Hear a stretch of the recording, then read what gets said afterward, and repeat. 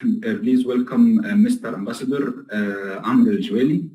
I want first of all to congratulate you for your new book, Egyptian Diplomats as Writers, and your excellent moderation in the event that was held in Cairo International Book Fair last Saturday. Can you hear us, Ambassador? I can hear you well, yes. Congratulations. Thank you very much. Okay, please, you have the floor to give us like an opening remarks for our symposium today, and share with us your experience as a strategic advisor to the Deputy Chairperson of the African Union Commission for Partnerships and Stakeholders. Please, you have the floor. بداية أبدأ بتحية السيد عبد الرحمن باشا محاور ومنسق هذه الندوة، وأيضا السيد أيمن عقيل الرئيس التنفيذي لمعهد السلام والتنمية وحقوق الإنسان، وبالتأكيد السيد خالد بودالي رئيس المجلس الاقتصادي والاجتماعي الثقافي للاتحاد الإفريقي، وأتوجه له بالتهنئة على منصبه الجديد، حيث أن هذه هي الفرصة الأولى التي نلتقي بعد إتمام الانتخابات. And allow me to switch to English. I would also like to recognize the distinguished speakers on this panel. I addressed my dear panelists in Arabic for those who are Arabic speakers, but of course I wouldn't forget Sir Kofi Kankam, the chair of the NGO's major group for Africa, Tuandessa, and of course my good friend and brother William Carroll, the head of the Secretariat for the African Union ECOSOC. So I would like to congratulate you actually for having chosen this particular topic, which is both timely and substantively important and significant at this juncture. And that is why I start, since my title is Strategic Advisor, I start with the strategic context, or with the context in particular. This year we feature maybe four phenomena, or four notions that are relevant to our topic. One is a topic or a phenomenon or a notion of commemoration. The second is a notion of evaluation. The third is formulation. And the fourth is negotiation. What do we mean this if we try to identify the context in which this seminar is taking place? Commemoration. We have just concluded the commemoration of the 20 years of African Union, but we are starting the commemoration of the 60 years anniversary of the Organization of African Union. Basically, the very seed that was sown at that time, and which has given birth to the modern African integration, cooperation, and unity. So this time of commemoration is important to guide us, because it lets us anchor our efforts and our discussions and our deliberations in that historical context.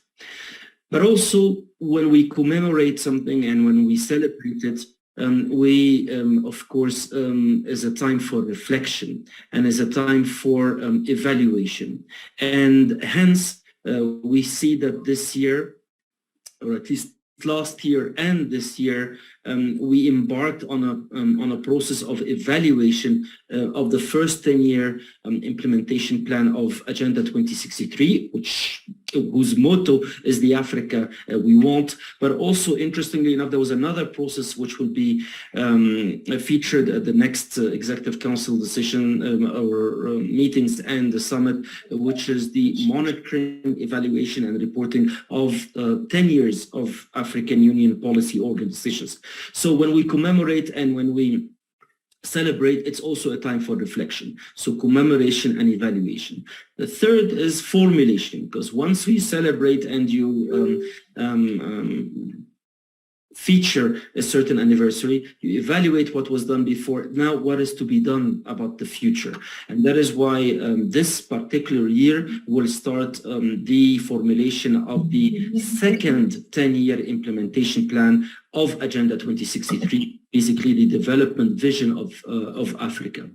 And then the fourth one in this context is negotiation. What do I mean by this? Negotiation or consultation maybe better that said that, and we see that there are 3 or 4 major global events that address development issues.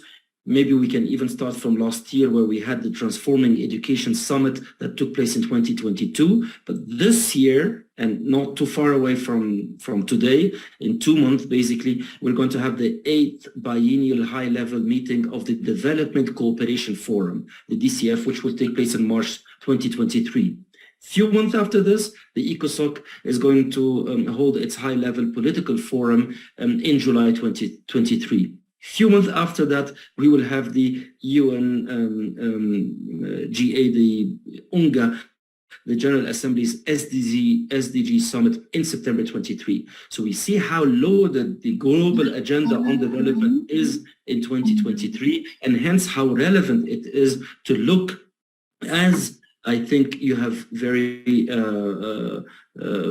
professionally done, to look at strengthening international and regional partnerships and their role in advancing sustainable development in Africa. So this context is very important to know of. Maybe the second main idea that I would like to feature, which is the AU-UN framework. Since this particular event is taking place on the side of the UN ECOSOC Partnership Forum and Exchange, but it's also heavily integrated into the African Union ECOSOC, we should also look at the relationship between the global organization, which groups all of us, Africa, Asia, and the other continents, but of course the AU being the house in which we live for our African continent. And here we say that there are existing frameworks that I invite you as civil society experts and representatives to look at and to see how to further implement.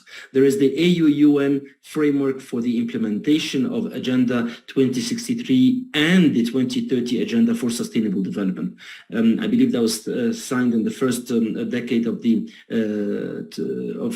the second millennium, and hence this is an excellent framework document to look at and to see how civil society, NGOs, and other stakeholders can contribute to. And then there is also a well-established mechanism of AU-UN cooperation. In fact, it's called the annual conference that takes place every December, usually every December of each year. I personally had the honor and the pleasure to attend the last one, which was held on December 1st last year, so 2022, in Addis Ababa. And when we look at the communique, which was issued by Their Excellencies, the Secretary General of the UN and the Chairperson of the AU, we see that there was a very clear paragraph that says that the Chairperson and the Secretary General underscore the importance of deeper horizontal and vertical integration, coordination, collaboration, and alignment of the UN-AU work towards both 2063 and 2030, including through the regional collaborative framework and UN country teams. They agreed to enhance the implementation of Agenda 2030 and 2063 in promoting a results-based approach focused on energy, access, food security, climate change, financing for development and governance. So here we see that at the highest level of both organizations, the UN and the AU, they expressed their commitment to enhance that partnership through their annual meetings. So we do have a very strong basis for the partnerships that you chose as the title of this activity. So the context is very useful. The mechanisms are known. These are the two main points. So what forward-looking agenda we could expect of the civil society from Africa, the civil society globally, again spearheaded by the AU ECOSOC under the presidency of my dear brother Khal and the secretariatship of my dear brother William Caro, and the UN ECOSOC through such leading NGOs such as Maat and others. Well, the forward-looking agenda would be to see what is the civil society dimension of intergovernmental and inter-organizational partnership, meaning if there is a well-established partnership already at the level of governments, at the level of organizations, how can civil society contribute to this? And here I invite you, our dear moderator, Abdelrahman Basha, and our colleague Ayman Awqil, and of course the esteemed representatives of the African civil society, to look at ways to mobilize, to network the African civil society that has a consultative status at the ECOSOC, at the UN ECOSOC. Why? Because usually there is a dimension of civil society participation in UN meetings through the consultative status that is given by the ECOSOC, such as Maat and yours. I'm sure that you have the consultative status. So how can we have an African umbrella that gathers the African civil society that already has this consultative status, and from there on coordinate their work and their contribution to UN and other global meetings in this regard? Here I also really invite you to see how the July high-level political forum of the ECOSOC and the SDG summit of September of the General Assembly, how can we feature Agenda 2063, which is our African vision and agenda, in those global documents? And the work of the civil society from Africa, and I would say even globally, is most important in this regard. Even I would even share with you an idea about the way forward. You know that the COP27 took place in Africa, in Egypt last November, and it was a historic enshrining of the concept of loss and damage in climate change talks. So how can civil society from Africa move forward that loss and damage agenda, that adaptation agenda, which is so crucial to African development? So I know that when we are in the hospitality of AU ECOSOC and the UN ECOSOC, that we can have concrete ideas to move forward. So I really look forward to this event not being a one-time event, but rather being the starting point of featuring African development priorities in the global development agenda, and I'm sure that it is in good hands with all of you being there. I hope I didn't take more time than I should, but I think this call for action will be much appreciated back home here in Addis Ababa and from here to the rest of the continent. I thank you. احنا ازاي نقدر نخلي او الاجنده 2063 و 2030 ملزمين للحكومات، ما تكونش مجرد اجندات يعني توجيهيه فقط، ويلزم فيها الحكومات باشراك المجتمع المدني لتنفيذ الاجندتين. اشكركم على السؤال. وبداية نشير إلى أن أجندة 2063 على الأقل تخضع لتقارير وطنية تقدمها الدول حول تنفيذها لتلك للبنود الخاصة بها. إذن هناك آلية متابعة دورية تنظر في الأساس في المدى الذي أحرزته أو مضت فيه كل دولة في تنفيذ ما يخصها في أجندة 2063. الحقيقة ربما حتى أشارككم في أننا في هذه اللحظة التي نجتمع فيها هناك اجتماع يجرى في نيروبي لما يسمى لجنة متابعة follow up committee، لجنة متابعة أجندة 2063 الأول على المستوى السفراء والمندوبين الدائمين، وهي التي تعقد حاليا في نيروبي. ثم ربما أكشف، يعني لست متأكدا أن هذه المعلومة علنية، ولكن في يعني ليست سر عليكم جميعا، فإنه سوف تعقد اللجنة الوزارية للمتابعة في شكل افتراضي أعتقد في الأسبوع القادم بالتأكيد، أعتقد يوم الثلاثاء. إذن هناك آليات متابعة. فيما يخص الجزء الثاني من السؤال والذي يتعلق بإشراك المجتمع المدني. فربما أشارككم أيضا أن نائبة رئيس المفوضية الأفريقية الدكتورة مونيك نسانزا باجانوا عقدت اجتماعا لوزراء التخطيط والمالية الأفارقة، لكن كان مفتوح لمشاركة باقي ما يسمى أصحاب المصلحة ستيك هولدرز. وكانت الرسالة الأساسية هي ما تذكرونه في السؤال، وهو أن أجندة 63 مفتوحة ليست فقط مفتوحة، لكن من الأهمية بمكان أن يشارك المجتمع المدني وسائر أطراف أصحاب المصلحة في التنفيذ، ولكن ذلك يتم من خلال مشاورات وطنية. بمعنى إيه؟ بمعنى أنه كل دولة عليها أن تعقد مشاورات وطنية national consultations تجري من خلاله حوار مجتمعي مع القطاع الخاص بصفته أحد القطارات التنمية الرئيسية، ومع المجتمع المدني بصفته أيضا يحمل جزء كبير من الخبرة ومن الرؤية لتنفيذ الأجندة على المستوى الوطني. ربما أيضا هذه المناسبة هي فرصة أن ندعو السيد خالد بودالي الرئيس الجديد للمجلس الاقتصادي والاجتماعي والثقافي الإفريقي، والسيد ويليام كارو أمين عام هذا المجلس، في أن تعقد مشاورات مخصصة فقط للمجتمع المدني الإفريقي وعلاقة هذا المجتمع أو إسهام هذا المجتمع المدني الإفريقي في تنفيذ أجندة 63.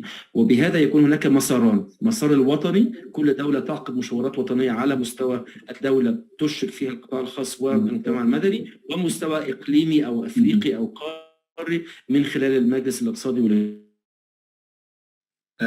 This is an important question for you as a representative of the African Union Commission and also the Egyptian government.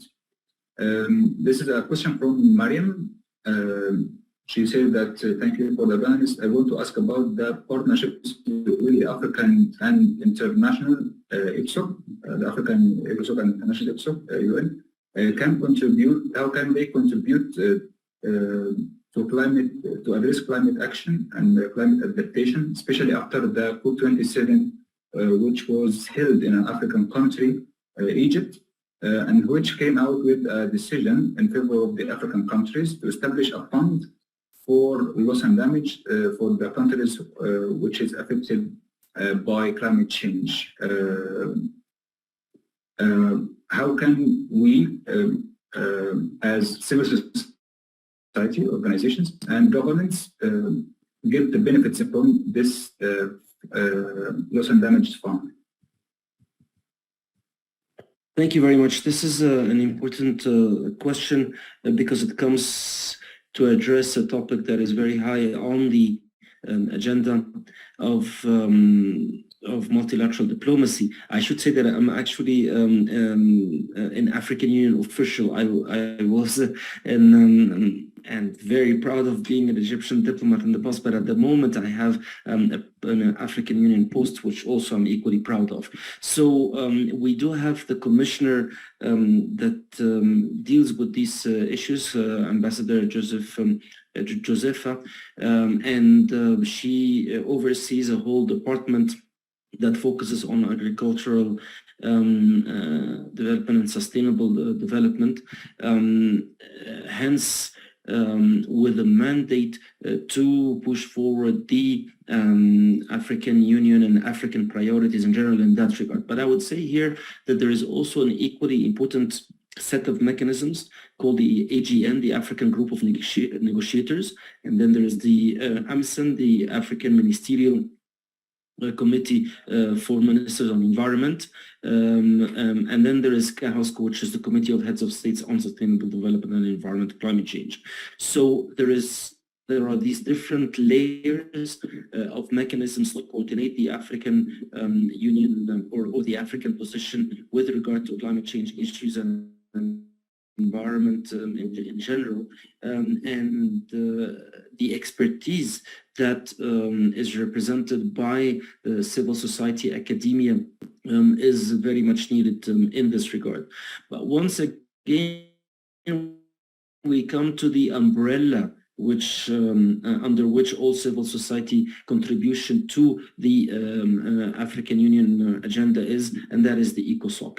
And I'm glad that my dear brother William Caro has reconnected, and hence this could easily be a topic for future action and coordination through the ECOSOC to gather those civil society NGOs that are specialized in this particular topic, especially that, as I think the question mentioned, the last COP was held in Africa, in Egypt, and not only that, the agenda is now well enhanced to include a topic and an issue of high priority to the African continent, which is loss and damage. So this is very much the time to continue to actively contribute in that respect. Very informative and comprehensive answer, Mr. Ambassador. Thank you very much for that.